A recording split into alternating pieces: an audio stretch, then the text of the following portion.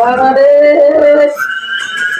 ও বাবা তুই কেমন করলি বাবা আমি তোমার কি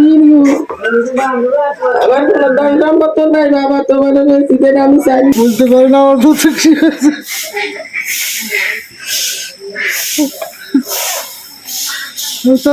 দিয়ে নিলে তো সব হয়ে গেছে বাবা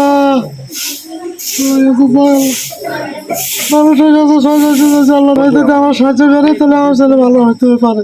দেশবাসী ভাইয়েরা আমার দিকে একটু খেয়াল না করলে আমি পাইতাম না উঠতাম ভাই ভাইও আমার ঠান্ডা আমি লড়াইতে পারি না মজা লড়াইতে পারি না আমার দিকে একটু সাহায্য দুটো ফুট আছে ভাই দুটো ফুটের দিকে নিল ভাই আমাদেরকে একটু সাহায্য করে।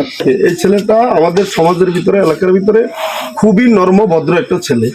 এই ছেলেটার মাজাও ভেঙে গেছে, পা 4টা টুকরো হয়ে গেছে। আমরা সামাজিকভাবে যতটুকু সম্ভব আমরা পাশে দাঁড়িয়েছি, সহযোগিতা আমরা করেছি। আমরা চাই এই ছেলেটা আমাদের মতো সুস্থভাবে চলাচল করতে পারুক। তার 2টা মাসুম বাচ্চা আছে, বাড়িঘরের এই পরিস্থিতি, তাদের চিকিৎসার কোনো সমর্থ নাই। আমি আপনার এই চ্যানেলের মাধ্যমে যাতে দেশবাসী এই পরিবারের পাশে দাঁড়ায়, এই ছেলেটি যাতে হাঁটতে পারে, মাজা ভাঙ্গা পা ভাঙ্গা, এই ছেলেটি যাতে আমাদের মতো চলতে পারে, আমি দেশবাসীর কাছে সহযোগিতা প্রার্থনা করছি। প্রবাসী ভাই সহ বাংলাদেশের ৬৮,০০০ গ্রাম বাংলার প্রত্যেকটি নাগরিকের দৃষ্টি আকর্ষণ করছি। প্রিয় দর্শক, আমি এই মুহূর্তে যে জায়গায় অবস্থান করছি, আমার লোকেশন খাগড়াছড়ি জেলা মাটিরাঙ্গা উপজেলা বেলছড়ি ইউনিয়ন ৪ নং ওয়ার্ড আমবাগানে এই মুহূর্তে অবস্থান করছি।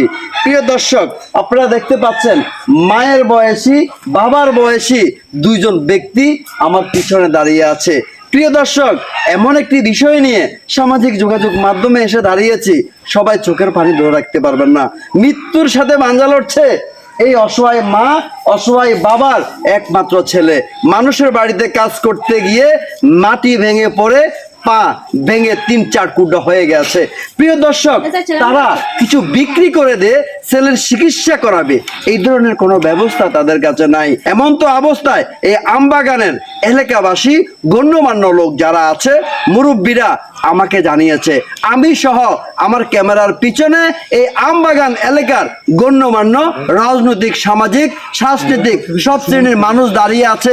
প্রিয় দর্শক, সোশ্যাল মিডিয়া, সামাজিক যোগাযোগ মাধ্যমে তুলে ধরার জন্য আমরা এই মুহূর্তে ওই মায়ের বাড়িতে এসে দাঁড়িয়েছি। আপনাদের একটি লাইক, একটি কমেন্টে, একটি শেয়ারে অন্য কেউ সহযোগিতা করতে পারবে এবং এই অসহায় মানুষটির, অসহায় মাটির, অসহায় বাবার এবং যে ছেলেটি বর্তমানে অসুস্থ অবস্থায় আছে তাকে সহযোগিতা করার জন্য তার গাইডিয়ানের বিকাশ নাম্বার ভিডিওর স্ক্রিনে আমরা দিব।